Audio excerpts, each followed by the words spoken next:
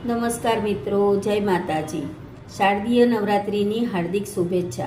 આજે ત્રીજું નવરાત્રિ છે. માં ચંદ્રઘંટા સ્વરૂપની આપણે આજે સાધના અને પૂજા કરીએ છીએ.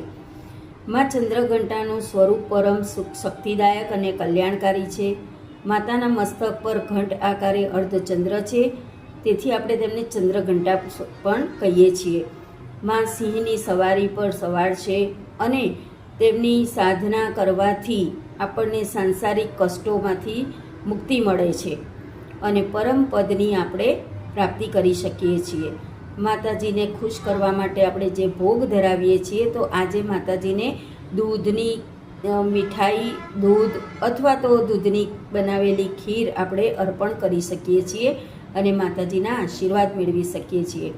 આપણા શરીરના મણિપુર ચક્ર પર માં ચંદ્રઘંટા એ બિરાજમાન છે અને એમની સાધના કરવાથી, ધ્યાન કરવાથી તે જાગૃત થાય છે અને આપણને ખૂબ જ પોઝિટિવ ઉર્જા મળે છે અને પુણ્ય પ્રાપ્ત થાય છે.